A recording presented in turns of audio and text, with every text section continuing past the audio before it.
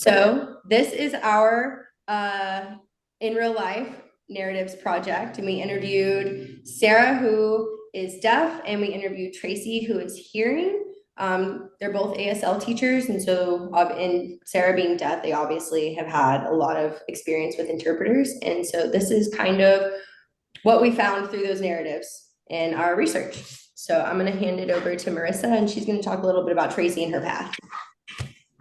Hi, I'm Marissa, and I talked a little bit about Tracy. So she got involved with ASL not until after she got out of college.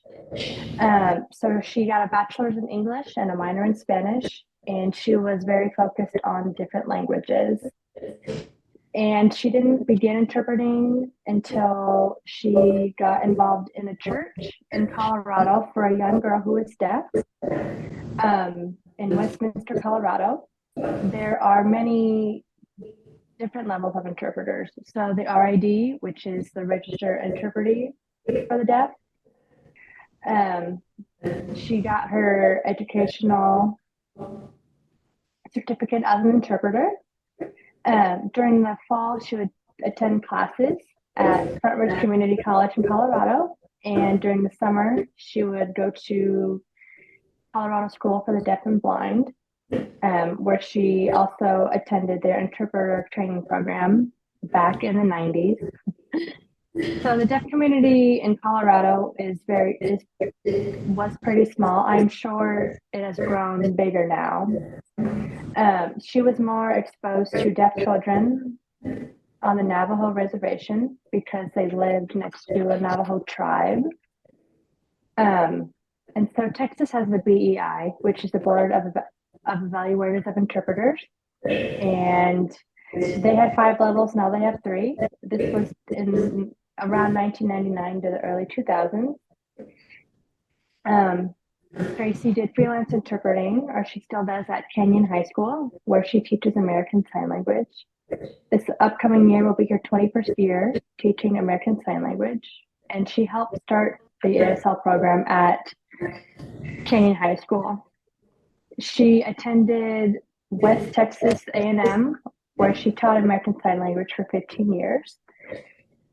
So interpreters, counselors, and teachers all have a different code of ethics that needs to be followed. The BEI, Board of Evaluators of Interpreters, has a code of ethics that needs to be followed. Teachers need to protect their students, counselors protect their clients, and interpreters protect the people that they're working with. And so there's different types of certifications that you can receive out here in Texas. So first you need to pass the Texas of English Proficiency Test, and then you go on to pass the BEI Performance Test. And then after that, you complete a 6-hour commission orientation course. And the BEI offers many different certificates that you can achieve, such as the basic certificate, which you meet the minimum requirement to teach or to interpret for K through 12 in the education setting. You can receive a court interpreter certificate where you're required by law to interpret all proceedings of Texas court. For example, criminal or civil court. Another example is medical interpreter certificate, where you're able to interpret in medical settings, for example, between the doctor and the patient, between the patient's intake on their log, or discharging them from the hospital. Texas has many universities and colleges that offer a degree in American Sign Language. For example, Lamar University, you can achieve your bachelor's degree in ASL. The University of Houston, you also can receive your bachelor's in ASL. Texas Tech University, you also receive your bachelor's in ASL. Another college is Austin Community College, ACC, where you can either receive a basic certificate in ASL or an associate in science of ASL. Thank you. Cool. Awesome. So I kind of want to to touch on like kind of the regional differences to kind of segue into mine. I'm Tori, and this is kind of like what I found. So, like she was talking about, like how Colorado had a smaller community, and like that's how she got into interpreting was like with young children and like on the reservations and stuff like that. I think that that speaks a lot about as an interpreter being aware of the different nuances between like the different regions. So kind of knowing your consumer and like what their sign systems are. So like in Amarillo, they talk like both of them talked about the morphemic sign system, which is kind of like a made up thing that's only used there. And so there's different certifications that you can get for that. And now that won't work anywhere else, but like ASL interpreters can't really go there and work and do morphemic sign because they don't know it. But like that's what their consumer would want. And so I found that really, really interesting. And that's why Tracy prefers going through an agency, is what she was saying, because the agency in Amarillo that she goes through, all of those interpreters like know all of like the different sign systems. And so when you go through the agency, they already know who knows which sign system and who will go best for like what consumer or what they're going to interpret for. Yeah, and to touch on that too, Sarah being deaf, but she became deaf at, I think she said 4. And so, yeah, English was her first language. And so whenever I asked her, you know, do you prefer like a hearing interpreter? Do you prefer a deaf interpreter? Do you prefer both? And she said that she prefers a hearing interpreter that signs PSE, which is signed exact English. And so I feel like we wouldn't really find that as much down here in Austin, where we have like TSD and it is very much ASL based, but I found it really interesting. Like the further you get away from like deaf centric areas, I feel like the further away from ASL you get.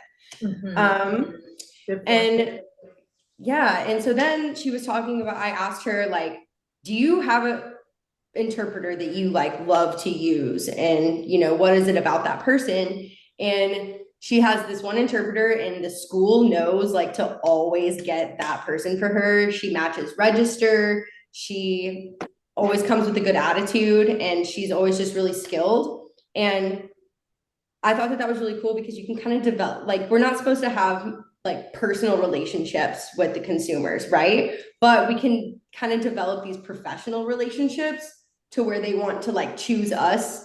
And so we get hired more often. And I feel like that will spread.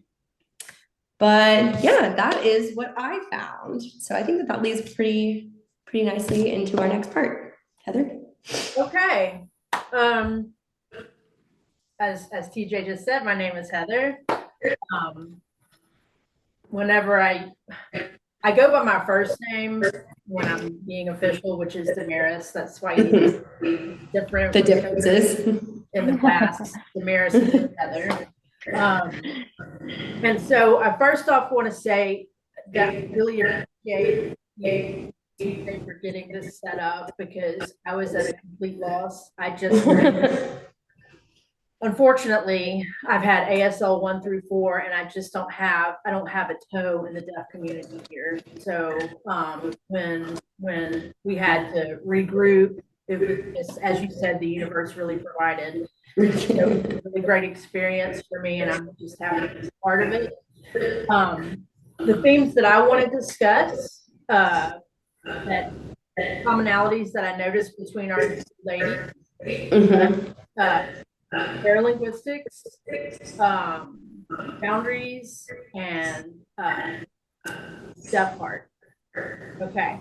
And I've got notes here, so I'm going to be referring down to them while I talk. Okay, with paralinguistics, I'll start with Tracy. She emphasized the importance of matching register so that deaf people can get the full experience. She talked about how you have to size up a hearing person's body language and physical demeanor, in addition to their tones and intonation. We've learned about that in this class as the term is dynamic equivalence. She gave the example of somebody's just really like, I'm channeling Tracy now. If somebody's just like, like match them on that level. Don't try to sign the way you sign. You gotta size them up and match them. That's your job.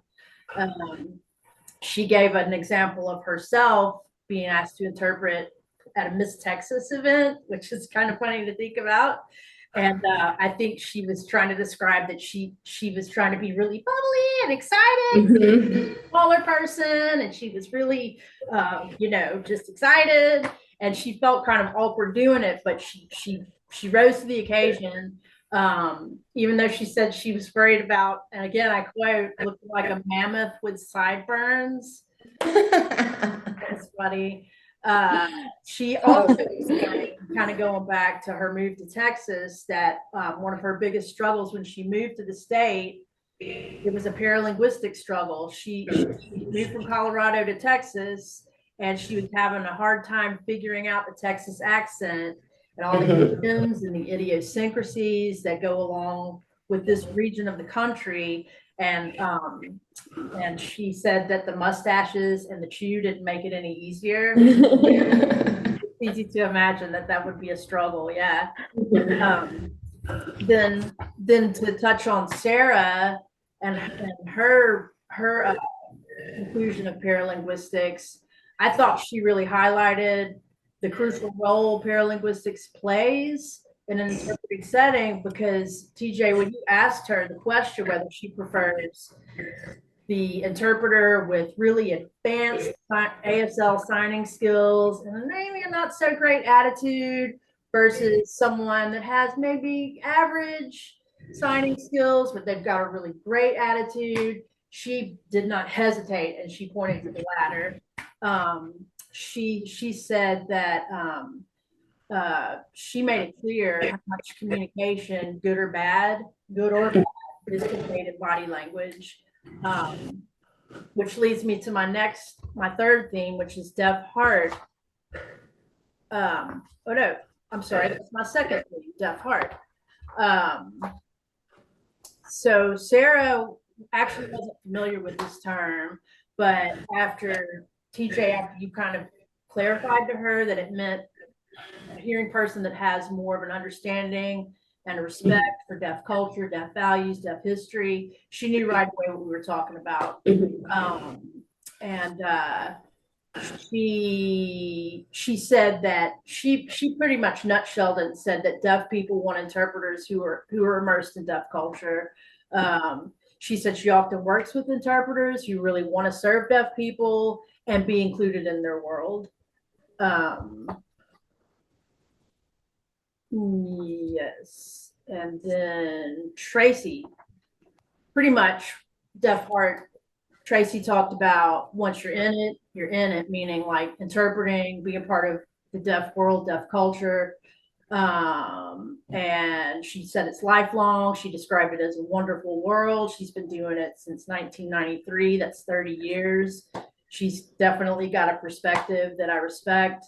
And then she went on to describe some of the different ways some of her former ASL students have gotten involved with the deaf community, teaching here and in Uganda, deaf counseling, interpreters, working at women's homeless shelters and stuff like that.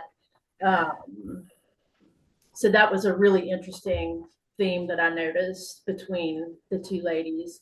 And then my third topic is boundaries. We asked both of them questions that brought up the topic of boundaries. Both ladies talked about the importance of placement of people in an interpreting setting, as well as the power of eye gaze, which was something that I was really interested in. Sarah explained that Sarah's a little bit more independent. Did I do that right? She said if she has a hearing person that focuses more attention on the interpreter than on her, she'll call them out, Hey. Yeah, like she's not shy about doing that. However, she said she knows that there's other deaf people who are a little bit more shy. And so at that point, if the interpreter is getting all the attention, it's up to the interpreter. And Tracy said this too. I'm just here to facilitate communication. You need to focus on the deaf consumer. That's why we're here. And then Sarah talked about how many well-meaning hearing people don't appreciate the level of independence in deaf people's lives. She personally does not like interpreters to like hover around her, follow her around all day from sun up to sundown. She also doesn't like people offering unsolicited help. And then she went on to give her own children as what she called the perfect example. She says she struggles with them wanting to interpret for her out of love, but she tells them she can manage on her own. And she made it clear. She told us she doesn't like the image it projects of her looking helpless. So yeah, those three themes really jumped out at me. And it was just a pleasure. I had such a great time that day, meeting those ladies and picking their brains. It was It was wonderful. a good time. Yeah, I feel like we pretty much like nailed all of it. We kind of talked about, like the different paths of becoming an interpreter, all the different certifications you can get, why you might need all those different certifications, and especially like reach. Yep. Yeah. And then, deaf heart and like attitude and what like an important role that plays. And I think it was cool that we kind of got a perspective like outside of the Austin area to show like kind of what more rural parts of the US kind of look like in these situations. But yeah, I think that we are done. Yeah. Okay.